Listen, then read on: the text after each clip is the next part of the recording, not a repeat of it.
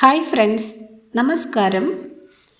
കഥ കേൾക്കാനിരിക്കുന്ന എല്ലാവർക്കും കൃഷ്ണാസ് സ്റ്റോറി ടൈമിലേക്ക് സ്വാഗതം. രാമായണം കഥ കേൾക്കാം. സചിത്ര രാമായണം എന്ന ഈ പുസ്തകത്തിൻ്റെ രചയിതാവ് കെ മനോജ് കുമാർ. പ്രസിദ്ധീകരണം സിസോ പബ്ലിഷേഴ്സ്, തിരുവനന്തപുരം. ഓഡിയോ നിങ്ങളിലേക്ക് എത്തിക്കുന്നത് കൃഷ്ണകുമാരി. കൃഷ്ണാസ് സ്റ്റോറി ടൈമിലൂടെ രാമായണ കഥ കേൾക്കുന്ന എല്ലാവർക്കും ഹൃദയം നിറഞ്ഞ നന്ദി അറിയിക്കുന്നു. എല്ലാവർക്കും ശ്രീരാമചന്ദ്ര ഭഗവാന്റെ അനുഗ്രഹാശിസുകൾ ഉണ്ടാകട്ടെ എന്ന് പ്രാർത്ഥിക്കുന്നു. ഇന്നത്തെ ഭാഗത്തിലേക്ക് ഓം ശ്രീരാമചന്ദ്രായ നമഃ. അയോധ്യ പ്രതിയാനം. അന്നു രാത്രി സുഖമായി ലങ്കയിൽ താമസിച്ച് പ്രഭാതത്തിൽ ഉണർന്നെണീറ്റ രാമദേവന്റെ മുന്നിൽ വിഭീഷണനെത്തി. രാമചന്ദ്രൻ്റെ നീരാട്ടിന് വേണ്ട സൗകര്യങ്ങൾ ചെയ്തിട്ടുണ്ടെന്ന് അറിയിച്ചു. ഈ സൗകര്യങ്ങളെല്ലാം സ്വീകരിക്കണമെന്നും അഭ്യർത്ഥിച്ചു. എന്നാൽ രാമനാകട്ടെ ഇങ്ങനെയാണ് പ്രതികരിച്ചത്: ലങ്കേശ്വര, വാനരേശ്വരന്മാരെ സ്നാനത്തിന് വിളിക്കൂ. അവർ അത്രമേൽ ക്ഷീണിച്ചിട്ടുണ്ട്. ഭരതനോടൊത്തല്ലാതെ ഞാൻ ഉത്തമ വസ്ത്രങ്ങൾ അണിയില്ല. ഞാനിപ്പോൾ തന്നെ അയോധ്യയിലേക്ക് പുറപ്പെടുകയാണ്. അവിടേക്കുള്ള വഴി വളരെ വിഷമം പിടിച്ചതാണ്. പ്രഭോ, ഒറ്റ ദിവസം കൊണ്ട് അങ്ങയെ ഞാനവിടെ എത്തിക്കാം. എൻ്റെ സഹോദരൻ കുബേരൻ്റെ വിമാനം മനോഗതി അനുസരിച്ച് യാത്ര ചെയ്യുന്നതാണ്. അങ്ങയ്ക്ക് അതിൽ അയോധ്യയിലേക്ക് മടങ്ങാം. പക്ഷേ അടിയൻ്റെ അപേക്ഷയും കൂടി കണക്കാക്കണം. അങ്ങ് അനുജനായ ലക്ഷ്മണനോടും സഹധർമ്മിണിയായ സീതാദേവിയോടും കൂടെ ഞങ്ങളുടെ ആതിഥ്യം സ്വീകരിച്ച് ഇന്നിവിടെ താമസിക്കണം. അങ്ങയോടുള്ള സ്നേഹബഹുമാനത്താലാണ് ഞാൻ ഇങ്ങനെ അപേക്ഷിക്കുന്നത്. വിഭീഷണ, അങ്ങ് എനിക്കായി അനേകം കാര്യങ്ങൾ ചെയ്തു, എന്നെ പൂജിച്ചു. ഇപ്പോൾ ഇവിടെ തങ്ങുന്നതിന് നിവൃത്തിയില്ല. ഭരതകുമാരനെ കാണാൻ എൻ്റെ മനസ്സ് വിങ്ങുകയാണ്. അമ്മമാരായ കൗസല്യാദേവിയും സുമിത്രാദേവിയും കൈകേയിയും മറ്റു ഗുരുജനങ്ങളും നാട്ടുകാരും എല്ലാം ഞങ്ങളെ കാത്തിരിക്കുകയാണ്. അന്നവർ വന്ന് വിളിച്ചിട്ടും ഞാൻ അവരോടൊപ്പം പോയില്ല. വിഭീഷണ, എനിക്ക് യാത്രാനുമതി നൽകിയാലും. അനിഷ്ടം തോന്നരുതേ. രാക്ഷസേശ്വരൻ പുഷ്പക വിമാനത്തെ വിളിച്ചു. ഉജ്ജ്വല ശോഭയാർന്ന ആ വിമാനം ദേവന്റെ സമീപത്തെത്തി. ആ സമയം വിഭീഷണൻ താൻ എന്താണിനി ചെയ്യേണ്ടതെന്ന് അഭ്യർത്ഥിച്ചു. രാമചന്ദ്രൻ അല്പമൊന്ന് ആലോചിച്ച ശേഷം വാനരന്മാർക്ക് അളവറ്റ സമ്മാനങ്ങൾ നൽകണമെന്ന് കൽപ്പിച്ചു. അതനുസരിച്ച് വിഭീഷണൻ വാനരന്മാർക്ക് അവരവരുടെ സ്ഥാനങ്ങൾക്ക് യോജിച്ച രീതിയിലുള്ള സമ്മാനങ്ങൾ നൽകി. അവർ സമ്മാനങ്ങൾ സ്വീകരിച്ച് വിഭീഷണനെ സ്തുതിച്ചു. രഘുപതി വിമാനത്തിൽ കയറി ലജ്ജാവതിയായ സീതാദേവിയെ മടിയിലിരുത്തി. ലക്ഷ്മണൻ വില്ലുമേന്തി സമീപത്തിൽ നിന്നു. പിന്നീട് സുഗ്രീവ വിഭീഷണന്മാരോട് പറഞ്ഞു: സുഹൃത്തുക്കളെ, മിത്രങ്ങൾക്ക് യോജിച്ച കാര്യങ്ങൾ നിങ്ങളെല്ലാം ചെയ്തു കഴിഞ്ഞു. നിങ്ങൾക്കിനി അവരവരുടെ സ്ഥലത്തേക്ക് മടങ്ങാം. വാനര രാജാവ് കിഷ്കിന്ധയ്ക്ക് മടങ്ങിക്കൊള്ളൂ. വിഭീഷണൻ ലങ്കയിൽ സസുഖം കഴിഞ്ഞുകൊള്ളൂ. നിങ്ങളോട് യാത്ര ചോദിക്കാൻ എന്നെ അനുവദിക്കൂ. അപ്പോൾ സുഗ്രീവാദി വാനരന്മാരും ലങ്കേശ്വരനും അവരോടൊപ്പം അയോധ്യയിലേക്ക് വരാനുള്ള അനുവാദം നൽകണമെന്ന് അപേക്ഷിച്ചു. തങ്ങൾ കാൽനടയായി വന്നുകൊള്ളാം. പട്ടാഭിഷേകം കാണാനും കൗസല്യാദേവിയെ കണ്ട അനുഗ്രഹം വാങ്ങാനുമുള്ള അനുവാദമാണ് അവർക്ക് വേണ്ടത്. എൻ്റെ സുഹൃത്ത് ജനങ്ങളോടൊപ്പം അയോധ്യയിലേക്ക് മടങ്ങാൻ സന്തോഷമേ ഉള്ളൂ. എൻ്റെ വനവാസം കഴിയുകയും ചെയ്തു.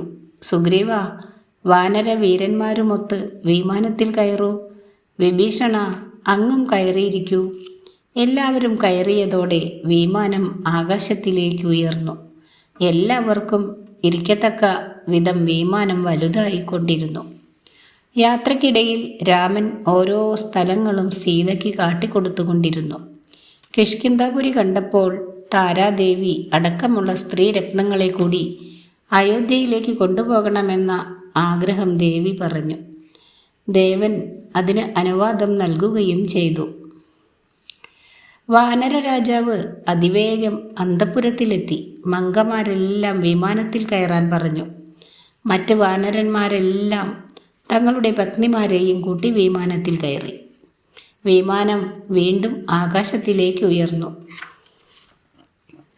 ഋഷ്യമൂക്കാചലം കാട്ടി സുഗ്രീവനുമായി ചേർന്ന കഥ ദേവിക്ക് പറഞ്ഞുകൊടുത്തു. യാത്രക്കിടയിൽ ശബരിയാശ്രമവും അഗസ്ത്യാശ്രമവും അവർ കണ്ടു. ഇങ്ങനെ അവർ കടന്നു വന്ന വഴികളെല്ലാം ദേവിക്ക് കാട്ടിക്കൊടുത്തു. സരയൂ നദി കണ്ടു. പിന്നെ ദൂരെ അയോധ്യാപുരി കണ്ടു തുടങ്ങി. വിമാനസഞ്ചാരികൾ അതികൗതുകത്തോടെ നഗരി നോക്കിക്കണ്ടു. അമരാവതിക്ക് തുല്യമായ അയോധ്യാപുരിയുടെ ദർശനത്തിൽ അവർ സന്തോഷം കൊണ്ടു. പുഷ്പക വിമാനം ഭരദ്വജാശ്രമത്തിൽ ഇറങ്ങി. ശ്രീരാമചന്ദ്രൻ മഹാമുനിയെ ആദരപൂർവം നമസ്കരിച്ചു. മഹാമുനെ, അയോധ്യ ഐശ്വര്യസമൃദ്ധമല്ലേ? ഭരതൻ രാജ്യകാര്യങ്ങളിൽ അതീവ തൽപരനല്ലേ? അമ്മമാർക്കെല്ലാം സുഖം തന്നെയല്ലേ? രാമൻ്റെ ചോദ്യങ്ങൾക്ക് മറുപടിയായി എല്ലാവർക്കും സുഖം തന്നെയാണെന്ന് മഹർഷി മറുപടി പറഞ്ഞു.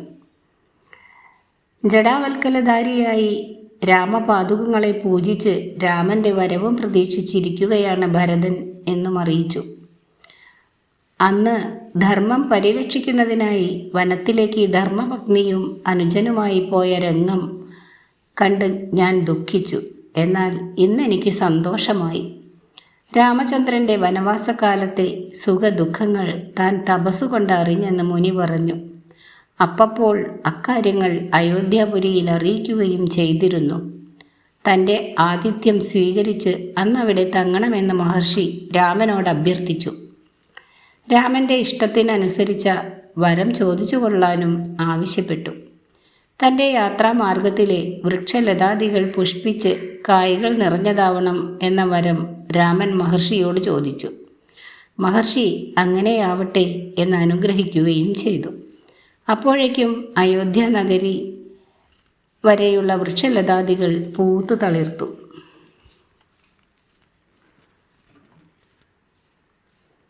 അടുത്ത ഭാഗം ശ്രീരാമഭരതാദി സമാഗമവും പട്ടാഭിഷേകവും. ഭരദ്വാജ മഹർഷിയുടെ സത്കാരത്തിനു ശേഷം രാമൻ ഹനുമാനെ അരികെ വിളിച്ചു. അല്പനേരം ആലോചിച്ച് തീരുമാനമെടുത്ത ശേഷം തൻ്റെ ആഗമന വാർത്ത ഭരതനെ അറിയിക്കുവാൻ ഹനുമാനെ ചുമതലപ്പെടുത്തി. അതിൽ പ്രധാനമായുള്ളത് ഭരതൻ്റെ മനസ്സറിയുക എന്നതാണ്. പോകും വഴി ആത്മമിത്രമായ ഗുഹനെയും കണ്ട് കുശലം ആരായണം. രാമചന്ദ്രൻ ഹനുമാനോട് ഇങ്ങനെ പറഞ്ഞു. വനവാസം കഴിഞ്ഞ് ശത്രുക്കളെയും നിഗ്രഹിച്ച് ശക്തരായ മിത്രങ്ങളോടൊപ്പം രാഘവൻ വരുന്നുണ്ട് എന്നറിയിക്കുമ്പോൾ ഭരതൻ്റെ മുഖത്തുണ്ടാകുന്ന ചലനങ്ങൾ സൂക്ഷ്മമായി ശ്രദ്ധിക്കണം. ചിലപ്പോൾ ഭരതൻ രാജ്യാർത്ഥിയായിട്ടുണ്ടാവും. അങ്ങനെയെങ്കിൽ അയോധ്യയെ അവൻ സംരക്ഷിച്ചു കൊള്ളട്ടെ. ഞാൻ അയോധ്യയിൽ എത്തും മുമ്പേ വിവരം എന്നെ ധരിപ്പിക്കണം.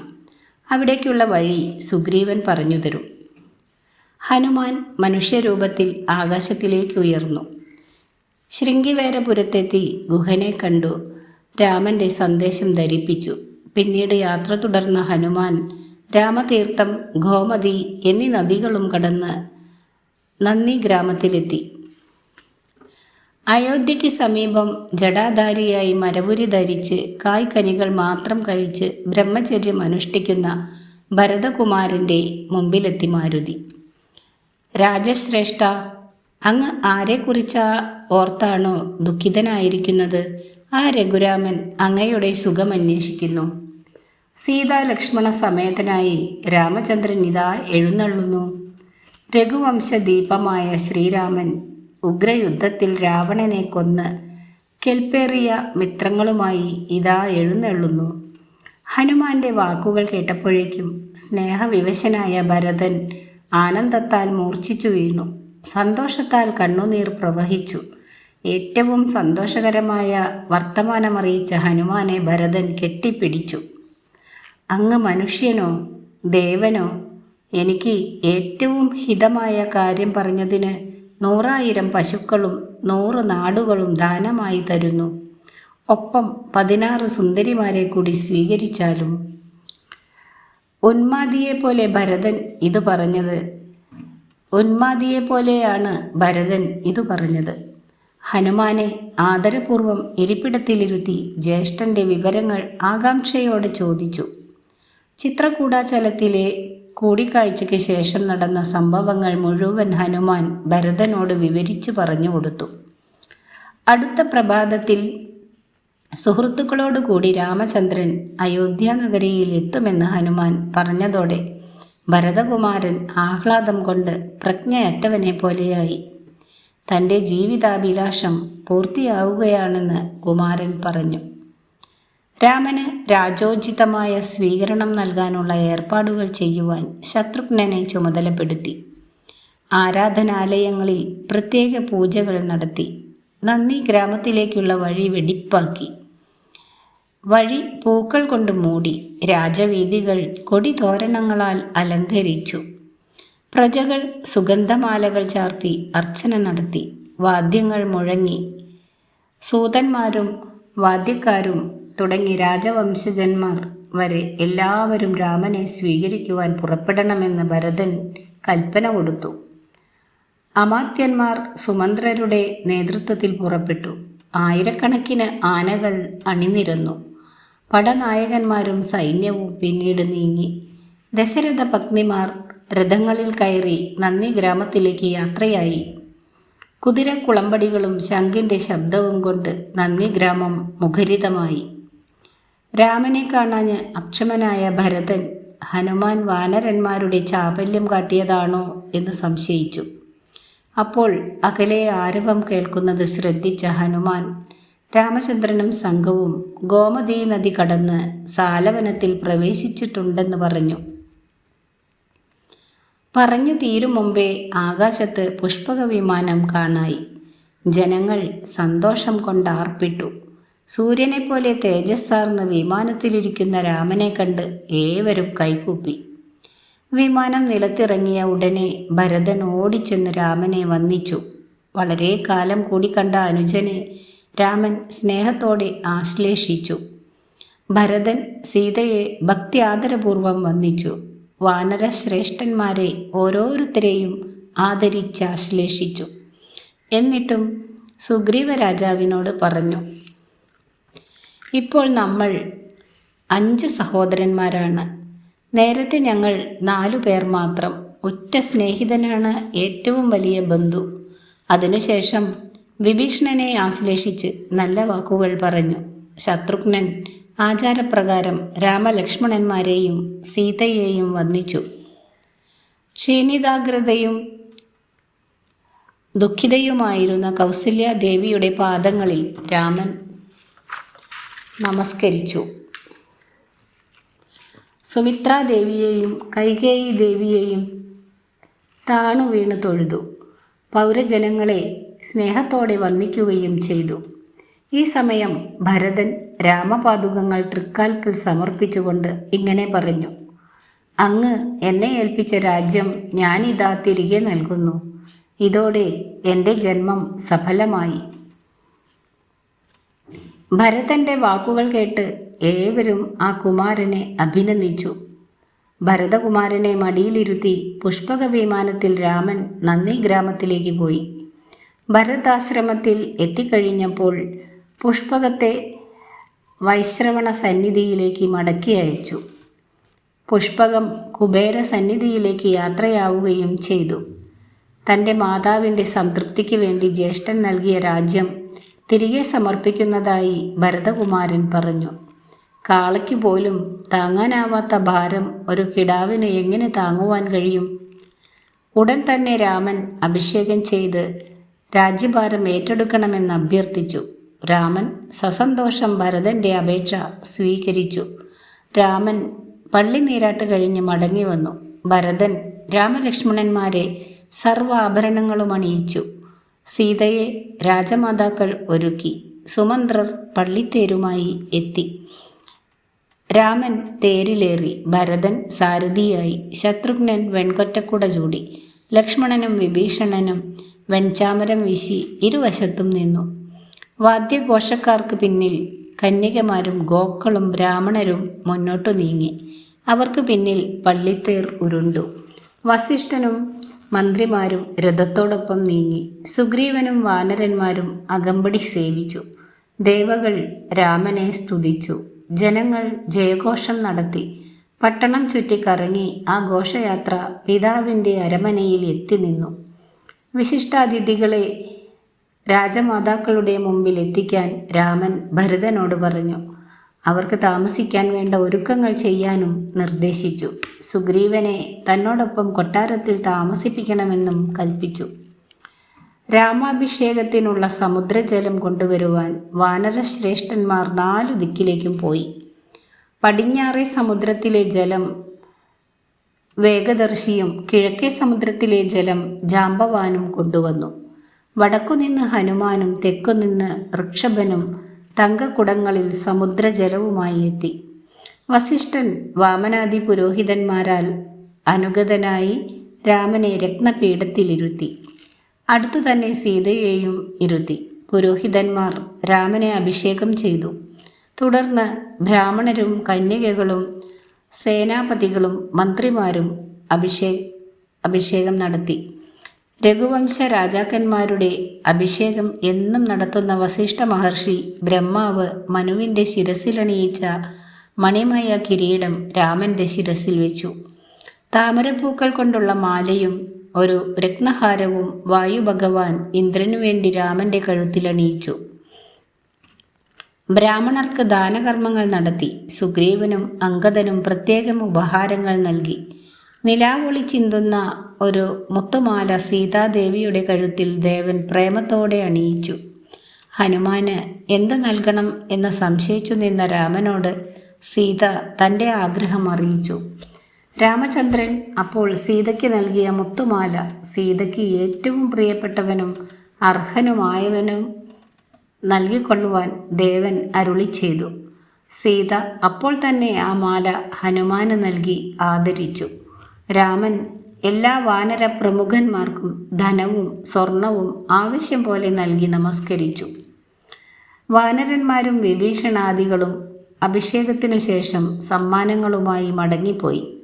ലക്ഷ്മണനെ യുവരാജാവാക്കാനുള്ള തീരുമാനത്തെ കുമാരൻ തന്നെ എതിർത്തു. രാമൻ ഭരതനെ യുവരാജാവാക്കി വാഴിച്ചു. ശ്രീരാമചന്ദ്രൻ ബ്രഹ്മയജ്ഞം, അശ്വമേധയജ്ഞം, വാജപേയം തുടങ്ങിയവയും മറ്റു പുണ്യകർമ്മങ്ങളും നിർവഹിച്ചു. രാജ്യപരിപാലനം നടത്തി. 100 അശ്വമേധങ്ങൾ നടത്തി കീർത്തി സമ്പാദിച്ചു. ബന്ധുമിത്രാദികളോടുകൂടി രഘുരാമൻ 10,000 വർഷം രാജനീതി നിർവഹിച്ചു. ഭരണകാലത്ത് രാജ്യം ഏറ്റവും മികച്ചതുമായി തീർന്നു. അസത്യമെന്തെന്ന് ജനങ്ങൾക്ക് അറിയാതെയുമായി. വാത്മീകി ചൊല്ലിയ ആദികാവ്യം വായിക്കുകയും കേൾക്കുകയും ചെയ്യുന്നവർ എല്ലാ പാപങ്ങളിൽ നിന്നും മുക്തരാവും. രാമാഭിഷേകം കേൾക്കുന്നവർക്ക് പുത്രന്മാരെ ലഭിക്കും. ധനാർത്ഥിക്ക് ധാരാളം ധനം ലഭിക്കും. വീടുകളിൽ ദുഃഖമകന്ന് ഐശ്വര്യം നടമാടും. ഒരിക്കൽ രാമായണ കഥ കേട്ടാൽ തന്നെ സർവാർത്ഥ സിദ്ധിയുമുണ്ടാകും. ആരോഗ്യവും ദീർഘായുസ്സും ലഭിക്കും. കീർത്തിയും ബുദ്ധിയും മേൽക്കുമേൽ വർദ്ധിക്കും.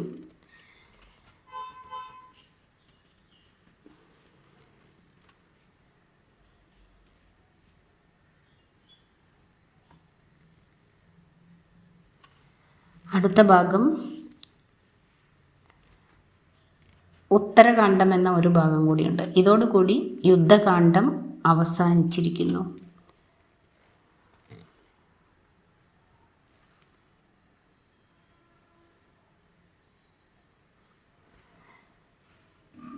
ഗോമതീ തീരത്തെ യജ്ഞശാലയിൽ മുനീന്ദ്രന്മാരോടൊത്തിരിക്കുന്ന ശ്രീരാമചന്ദ്ര സമീപത്തിൽ ലവകുശന്മാരുടെ രാമായണ ആഖ്യാനത്തിൻ്റെ 25-ാമത്തെ പകൽ അവസാനിച്ചു എന്നുകൂടി 2 വരി ഇതിൽ കൊടുത്തിരിക്കുന്നു. അങ്ങനെ യുദ്ധകാണ്ഡം അവസാനിച്ചിരിക്കുന്നു. അടുത്ത ഭാഗം ഉത്തരകാണ്ഡം എന്ന ഒരു ഭാഗം കൂടി ഉണ്ട് ഇതിൽ. അതുകൂടി നമുക്ക് വഴിയെ വായിക്കാം. വീഡിയോ ഇഷ്ടമായാൽ എല്ലാവരും ഒന്ന് ലൈക്ക് ചെയ്യുക. ഇതോടുകൂടി ഇന്നത്തെ ഭാഗം അവസാനിപ്പിക്കുന്നു. Thank you for watching.